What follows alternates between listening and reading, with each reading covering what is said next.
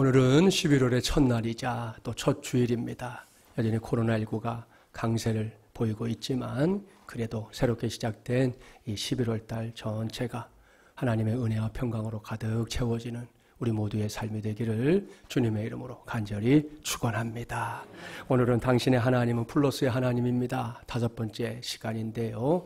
오늘은 이 세상에 교회를 플러스하신 하나님이라는 제목으로 하나님의 말씀을 전하도록 하겠습니다. 오늘 설교 제목에 언급된 대로 오늘 제가 관심을 갖고 있는 대상은 다름 아닌 교회인데요. 여러분이 알고 있는 대로 지난 8월 말은 우리 교회가 이 땅에 세워진 지 만 9년째가 되는 주일이었습니다.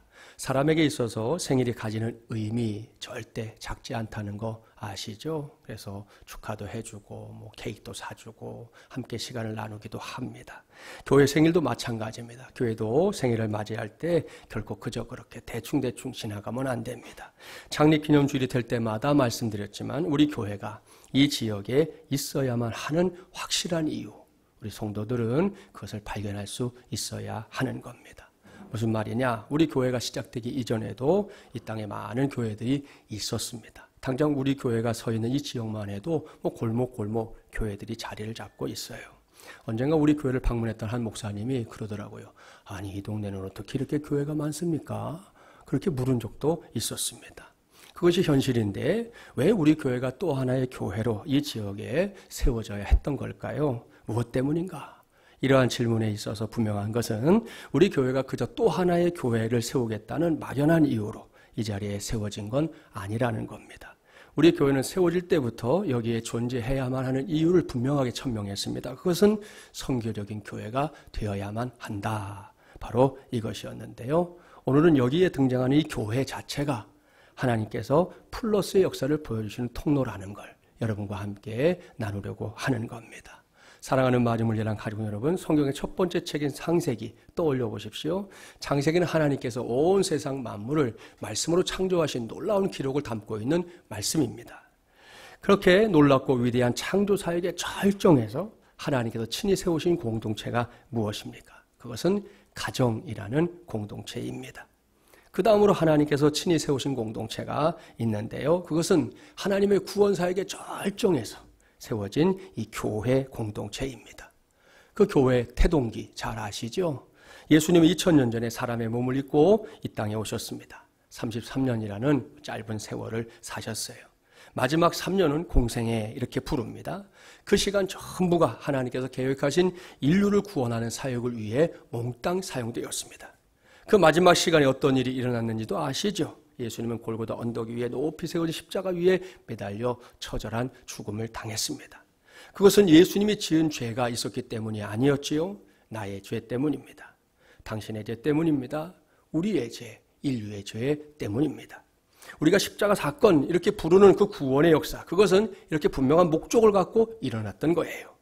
예수님의 사역은 십자가에서의 죽음으로도 끝나지 않았습니다. 예수님은 사탄의 최강 무기인 죄와 죽음의 권세를 완벽하게 깨뜨렸습니다.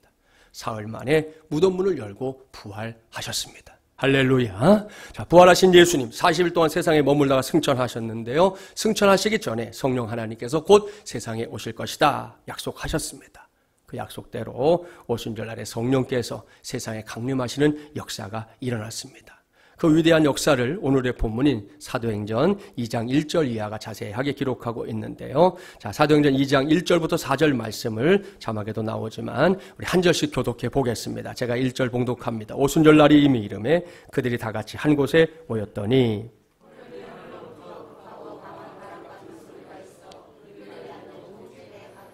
마치 불의 혀처럼 갈라지는 것들이 그들에게 보여 각 사람 위에 하나씩 임하여 있더니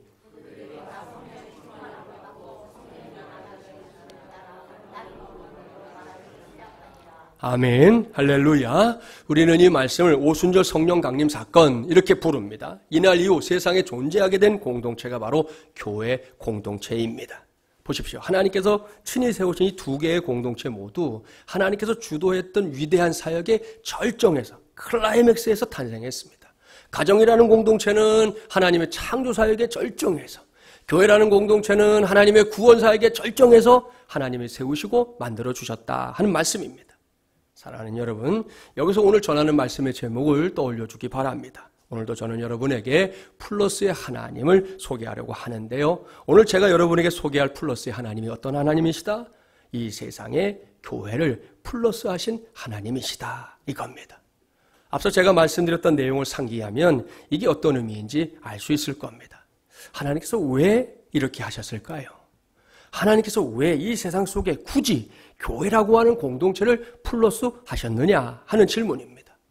이제부터 저는 이 질문에 대한 해답을 하나님의 말씀 속에서 찾아내려고 합니다. 그리고 그 해답을 통해 이 지역에 이 플러스 된 지 9년째를 맞이한 우리 마중물연합 교회가 아울러 2020년과 2021년을 넘어가는 과정에서 새로운 변화를 이루게 될 우리 공동체가 앞으로도 어떤 공동체가 되기를 힘써야 하는지 하나님의 말씀에 귀를 기울여 보려고 하는 겁니다. 이를 위해 하나님께서 오늘 우리에게 허락하신 말씀 사도행전 2장 43절 이하의 말씀인데요. 이 말씀은 예수님께서 부활 승천하신 후에 일어났던 이 오순절 성령 강림 사건으로부터 시작됩니다. 그 사건과 함께 막 시작된 교회가 있었지요. 인류 역사상 최초의 교회인 예루살렘 교회입니다.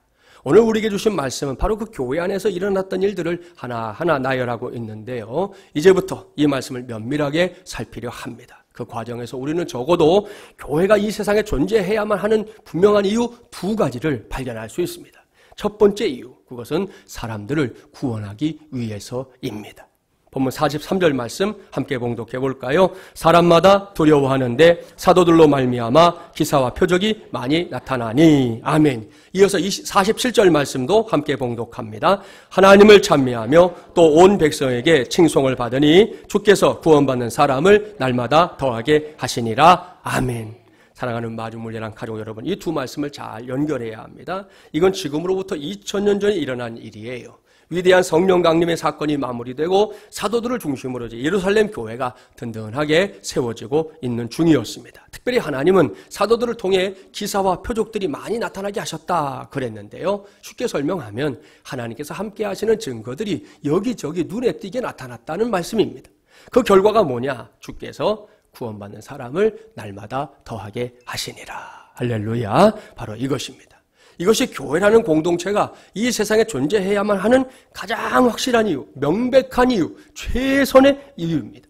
그렇습니다. 저 바깥 세상에서 죽어가고 있는 영혼들을 살리는 일, 하나님을 알지 못한 채 세상을 떠나는 사람들을 할 수 있는 한 줄이고 또 줄이는 일, 죄인들이 예수 그리스도를 나의 구세주로, 하나님을 나의 아버지로 확실하게 믿고 따르게 하는 그런 인생들이 되게 하는 일 등등, 이 모든 것이 바로 사람들을 구원하는 일인데요. 이것이 교회 공동체가 이 세상에 플러스 되어야만 했었던 가장 궁극적인 이유입니다. 우리 교회는 이러한 목적의식의 토대 위에 세워진 교회입니다. 우리 교회에서 첫 예배가 드려진 날 전해졌던 말씀을 보면 그걸 알 수 있어요. 그날 봉독했던 말씀은 구약성경 에스겔 37장 1절부터 10절까지의 말씀이었고요. 설교 제목은 I have a dream이었습니다. 에스겔 37장 무슨 말씀입니까? 마른 뼈의 환상을 기록하고 있는 말씀이에요. 거기에는 바짝 마른 뼈들로 가득 찬 한 골짜기가 나옵니다. 생각만 해도 막 흉측하고, 여러분 해골이 하나 굴러가도 엄마요 할 사람들이 우리인데 그 해골이 가득 차 있는 골짜기, 두 눈을 뜨고는 볼 수 없는 참담한 곳입니다. 그런데 그때 하나님께서 에스겔에게 뭐라고 말씀하시느냐? 너는 이 모든 뼈에게 대언하여 이르기를 너희 마른 뼈들아 여호와의 말씀을 들을지어다. 주 여호와께서 이 뼈들에게 이같이 말씀하시기를 내가 생기를 너희에게 들어가게 하리니 너희가 살아나리라. 너희 위에 힘줄을 두고 살을 입히고 가죽으로 덮고 너희 속에 생기를 넣으리니 너희가 살아나리라. 또 내가 여호와인 줄 너희가 알리라 하셨다 하라. 아멘. 무슨 말씀입니까? 한마디로 말하면 죽은 자들을 살려내라 이겁니다. 아무런 소망이 없는 자들, 길을 잃어버린 자들, 죄악의 굴레를 벗어나지 못한 채 날마다 죽어가고 있는 자들, 그들을 살려내라는 말씀이에요. 하나님을 등진 채 사는, 그대로 두면 종국에는 지옥의 형벌을 면할 수 없는 그 길로 가고 있는 사람들을 구원의 길로, 생명의 길로, 천국의 길로 인도하라는 거예요. 저는 첫 예배를 드리면서 이것이 우리 마중물연합 교회에게 주신 하나님의 꿈입니다. 그렇게 말씀을 전했고요. 지난 9년 동안 오로지 이 사역을 위해서 달려왔다. 그래도 과언은 아닙니다. 그런 관점에서 오늘 본문 말씀을 잘 읽어보세요. 이것을 위해 하나님께서 이 세상에 예루살렘 교회를 플러스 하셨구나. 확실하게 알 수 있습니다. 그렇습니다. 교회는 세상을 구원하기 위해 존재하는 공동체입니다. 만에 하나 교회를 친목단체 정도로 혹은 여가 생활을 즐기는 그런 곳으로 생각한다면 그건 정말 착각 중에 착각입니다. 교회는 이 세상에 사는 사람들에게 하나님의 사랑을 전하고 하나님의 놀라운 구원 계획을 알려주기 위해 존재하는 공동체예요. 이것이 교회가 세상에 존재하는 궁극적인 이유라는 걸 알았던 사람들 결코 침묵하지 않았습니다. 그들은 먼저 주 예수 그리스도의 복음이 자신들을 억만죄악에서 구원했다는 사실을 확실하게 믿었습니다. 그러한 사실을 믿고 알게 된 그 순간부터 그들은 하나같이 하나님 아버지의 마음을 품게 됐는데요. 그 마음이 어떤 마음일까요? 그것은 누가복음 15장에 기록되어 있는 탕자의 아버지 같은 심정이에요. 아버지의 돌보심과 사랑을 떠나 제멋대로 살아보겠다고 집을 나가버린 아들이 탕자 아닙니까? 그렇게 집을 떠난 탕자 처음에는 잘 나가는 것 같았어요. 주머니에 뭐가 있을 때나 잘 나가는 거죠. 하지만 결국은 집을 떠난 대가로 세상에서 흔히 말하는 개고생하게 됩니다. 남의 집에 얹혀 사는 돼지치기 역할이나 하는 그게 그의 인생의 전부였으니 말입니다. 그런데 성경을 보십시오. 이렇게 못난 아들이 우여곡절 끝에 집으로 돌아왔을 때 아버지는 그 아들을 내쫓지 않았습니다. 아들을 진심으로 반겨줬습니다. 성경을 통해 그 장면을 묵상하다 보면 눈물이 찔끔 날 만큼 정말 감동적인 장면이에요. 아버지는 묻지도 따지지도 않습니다. 그야말로 페르나였던 탕자지만 아버지의 품으로 돌아온 그 순간 아버지는 모든 걸 다 용서합니다. 언제 그랬냐는 듯 아들을 안고요, 입을 맞춥니다. 그리고 최고의 것으로 환영해 줍니다. 이것이 바로 하나님 아버지의 마음입니다. 여기서 귀를 기울이고 들으십시오. 이 세상에 사는 사람은 누구나 그야말로 하나님을 떠나 철저하게 마지막 순간까지 제멋대로 인생을 살았던 사람이라 할지라도 그가 하나님께로 돌아오기만 하면 하나님 앞에서 자신의 죄인됨을 확실히 인정하고 고백하고 십자가를 바라보기만 하면 하나님은 무조건 받아주십니다. 무조건 하나님의 자녀가 되는 권세를 주십니다. 심지어 하나님 나라 천국의 상속자가 되게 하신다. 성경이 약속하고 있습니다. 이것을 가르쳐서 성경은 구원받았다 이렇게 말하는 거예요. 이런 은혜를 먼저 체험한 사람들, 이런 은혜를 먼저 누린 사람들 결코 멍하니 앉아있지 않았습니다. 그들은 서둘러 사람들을 찾아다녔어요. 어떤 사람들? 때로는 반겨주는 사람들을 찾아갔고 때로는 거부하는 사람들을 찾아갔습니다. 그리고 그들에게 전했습니다. 자신을 구원하신 예수 그리스도를 당신도 믿어야 한다고 전했습니다. 지금 이 자리에 앉아있는 저와 여러분도 이런 과정을 거쳐서 예수 그리스도를 나의 구세주로, 하나님을 나의 아버지로 믿고 섬기는 오늘 이 자리에 앉게 된 줄 믿습니다. 이것이 교회가 존재하는 이유라는 말씀이에요. 이러한 교회의 존재 이유와 관련해서 며칠 전에 새벽기도의 시간에 전했던 말씀이 설교 준비하는데 문득 떠올라서 이 말씀을 여러분에게 전해야 되겠다 생각했어요. 그 말씀은 구약성경 이사야 61장 4절부터 6절까지의 말씀인데요. 자, 이 말씀 자막에 나오니까 한 절씩 교독해 볼게요. 제가 4절 봉독합니다. 그들은 오래 황폐하였던 곳을 다시 쌓을 것이며 옛부터 무너진 곳을 다시 일으킬 것이며 황폐한 성읍 곧 대대로 무너져 있던 것들을 중수할 것이며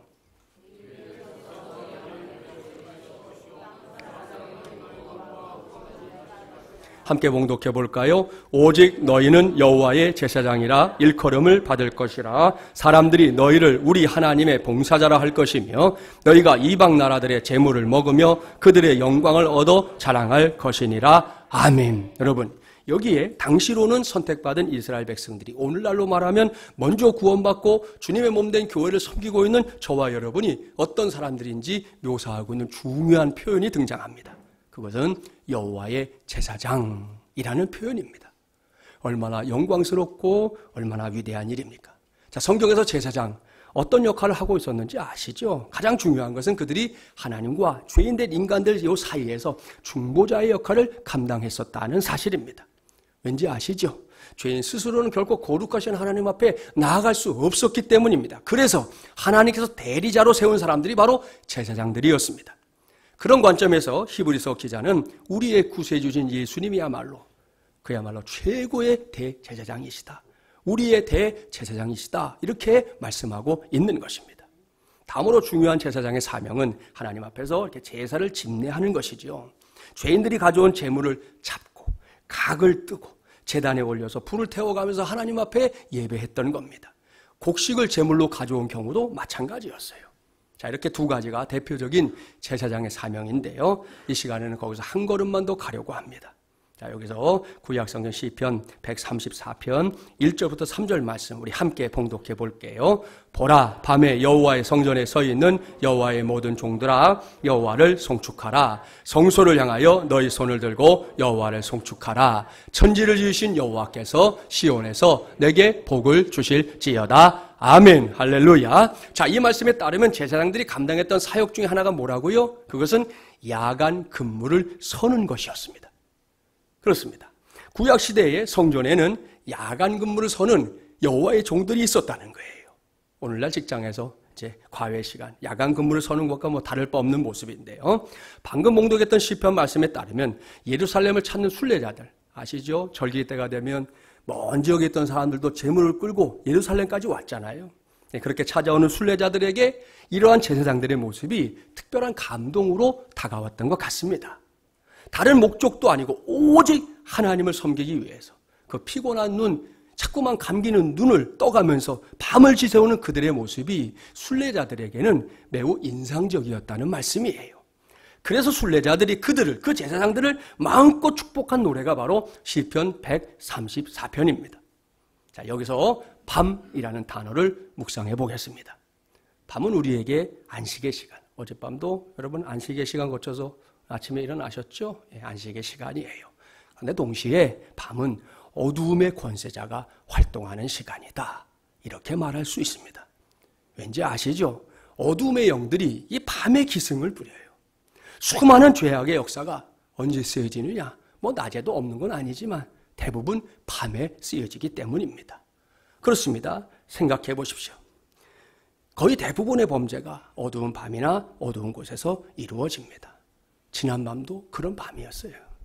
아침에 제가 일찌감치 나와서 인터넷 뉴스를 한번 이렇게 보는데 제일 기사가 많이 난 게 뭐냐 하면 그놈의 할로윈 데이예요.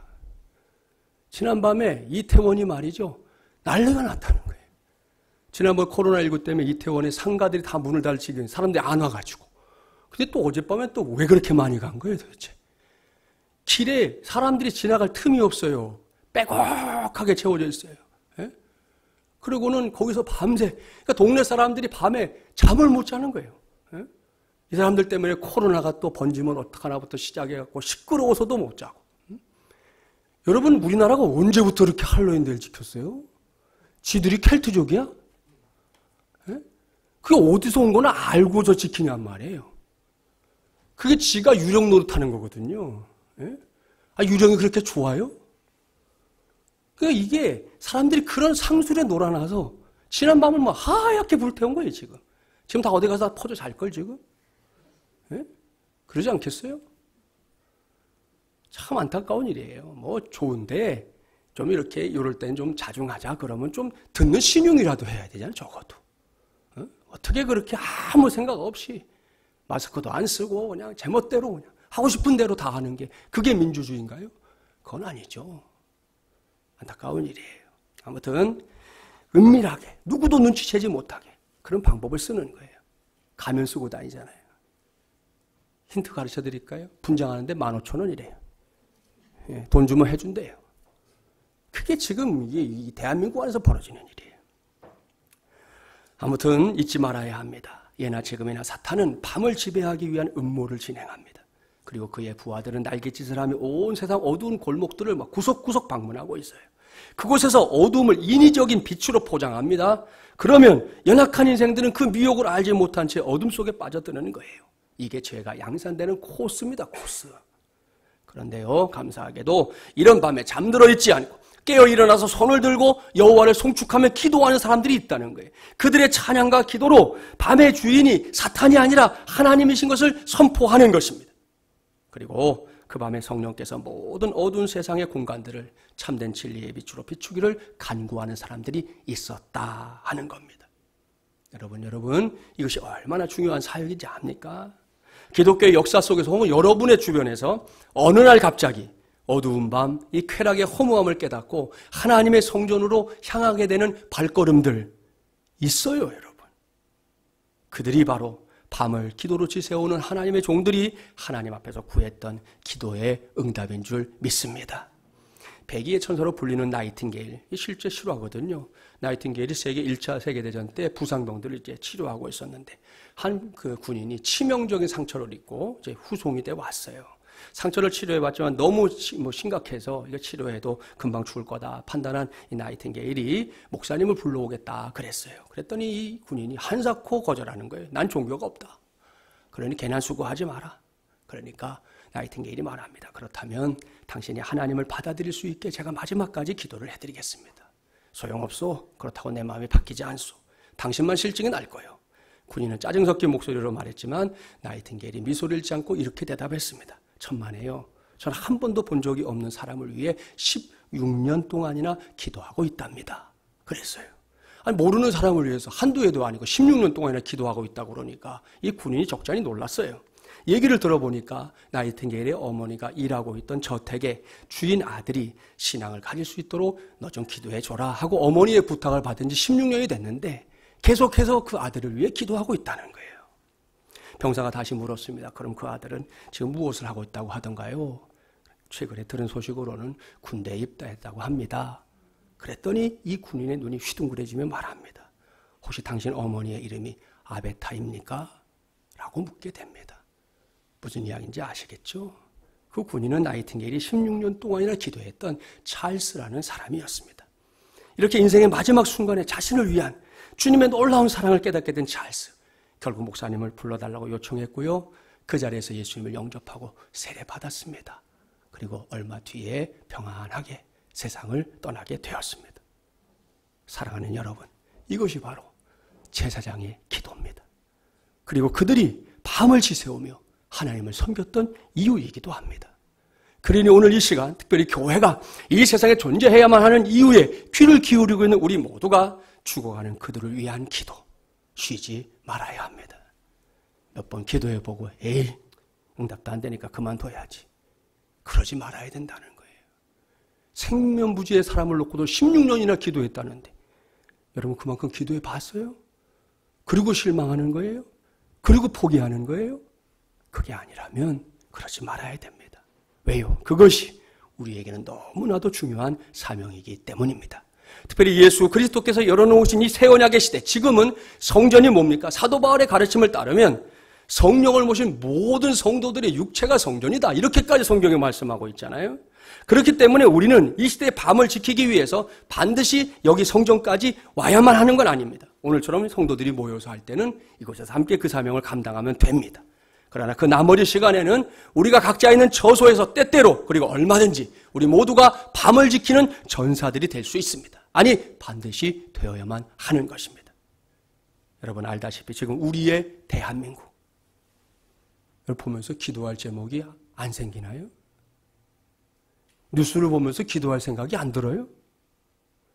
우리의 가정, 여러분 우리 교회, 우리 자녀들, 우리 주변에 있는 나의 지인들, 여러분 그들을 위한 밤의 전사들, 그들이 정말 밤의 전사와 같은 교회를 필요로 하고 있다는 걸 알아야 된단 말입니다.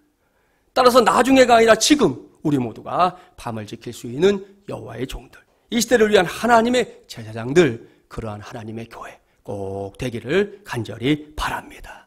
사랑하는 마중을 위한 가족 여러분, 이것이 바로 하나님께서 이 세상에 굳이 교회를 플러시 하신 최고의 이유입니다. 그래서 간곡하게 당부합니다. 잠들어 있지 마십시오. 깨어나야 합니다. 나를 억만정에서 구원한 예수 그리스도의 복음을 가깝게는 나의 가족들에게, 나아가서는 일가친들과 친구들, 이웃들에게 전하고 또 전해야 하는 것입니다. 이것은 단순하게 교인들의 숫자를 늘려보자 하는 얄팍한 생각에서 나오는 말장난이 아닙니다. 이것은 우리 교회가 이 세상에 존재하는 한 끝까지 감당해내야 할 하늘의 사명인 줄 믿습니다. 이를 명심하고 오늘 이후 저와 여러분 모두가 만나는 사람들에게 이전보다 더 적극적으로 예수 그리스도를 전하기 바랍니다. 코로나19 때문에 어려운 건 맞아요.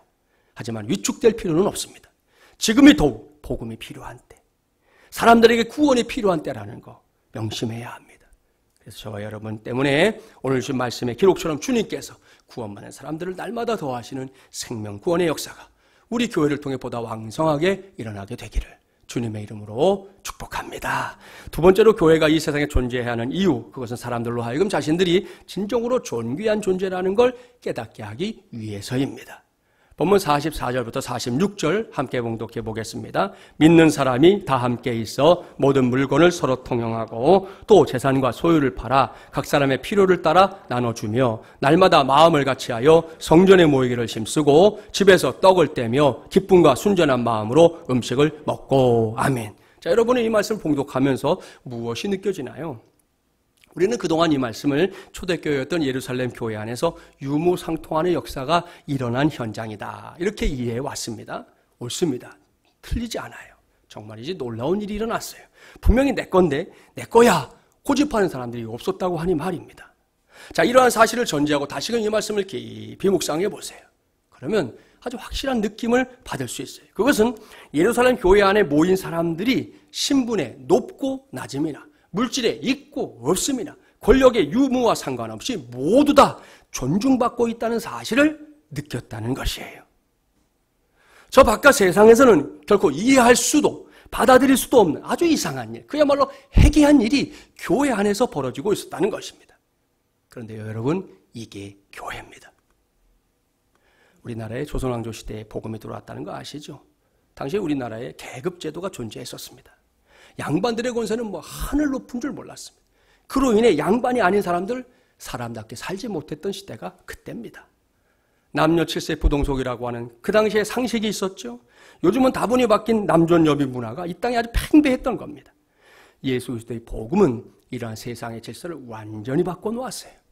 남녀노소 빈부귀천을 막론하고 모두가 사람이라는 사실만으로 존중받는 사회를 만들어 놓은 것입니다. 우리나라 말이 아니에요. 전 세계 어디든 예수 그리스도의 복음이 들어간 곳에서는 동일한 일들이 일어났습니다. 그 사회를 지배하고 있었던 계급이 무너져 내렸습니다. 사람의 생명이 존귀하다는 사실을 모두가 인정하게 만들었습니다. 대표적인 게 뭔지 아세요? 식인종들도 예수 믿었어요, 여러분. 식인종들이 예수 믿고 나니 사람은 잡아먹는 대상이 아니라는 걸 깨닫게 되는 거예요. 두 번 다시는 우리가 사람을 잡아먹지 않습니다 하고 서약을 하고 그들의 인생이 바뀌어버리는 거예요.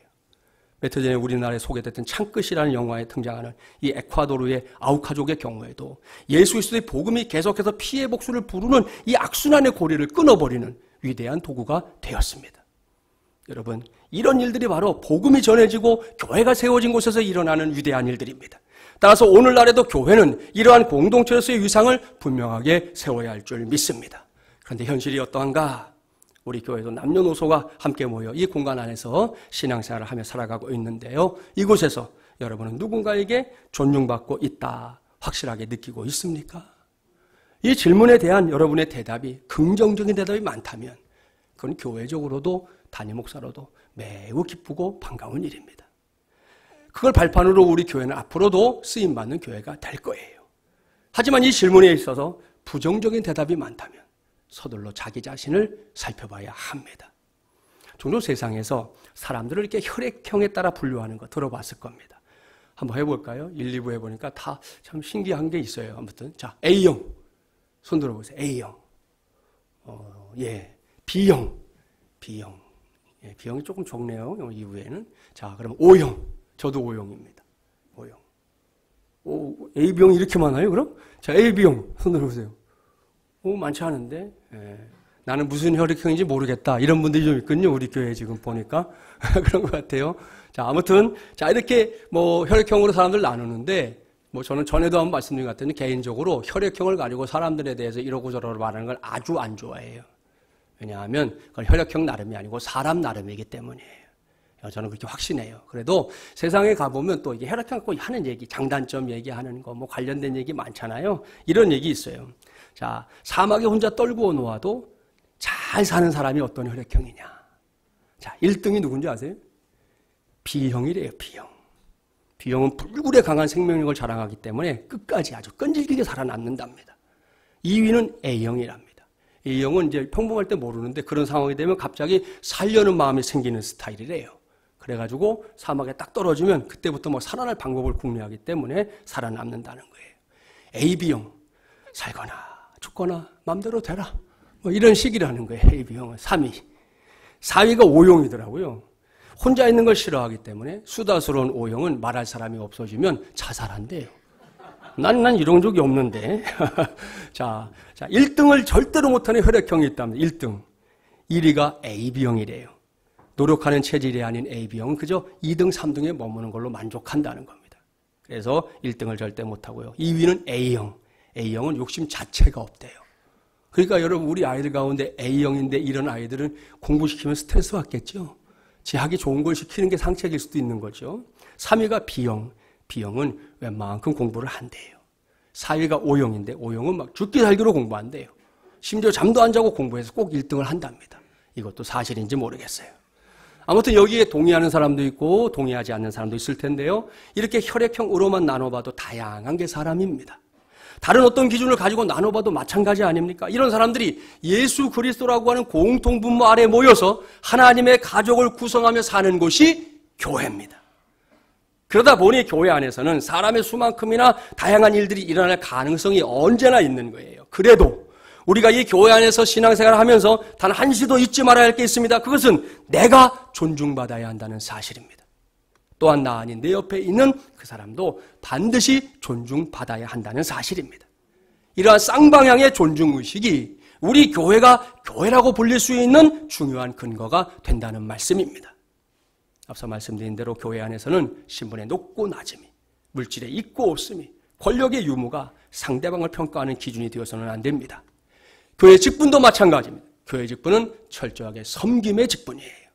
다른 사람 위에 군림하라고 하나님이 주신 직분이 아니란 말씀입니다.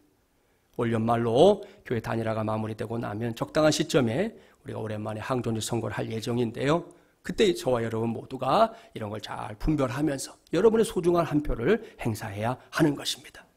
신앙생활의 연륜에 있어서도 마찬가지. 이 점에 있어서는 궁극적으로 모든 마중물연합의 가족들이 믿음의 대를 이어가고 이어가는 믿음의 가문들이 되기를 주님의 이름으로 축복합니다. 하지만 교회는 그렇게 몇 대에 걸쳐 신앙생활을 하는 사람들만 존중받는 곳이 아닙니다. 당대의 믿음을 갖고 그 믿음의 대를 지키기 위해서 고군분투한 사람들 역시 확실하게 존중받아야 하는 것이에요. 이 모두가 중요한 일이기 때문에 당장 우리가 해야 할 일이 있습니다. 제가 자주 당부했죠. 정말 다시 부탁하는데 사람을 위에서부터 아래까지 훑어보는 거 좀 하지 마세요. 예? 그것처럼 나쁜 게 없어요. 사람에게 하나님이 눈을 주신 것은 눈을 보라고 주신 거예요. 눈을 마주치면 되는 거예요. 이거는 예의가 아니에요.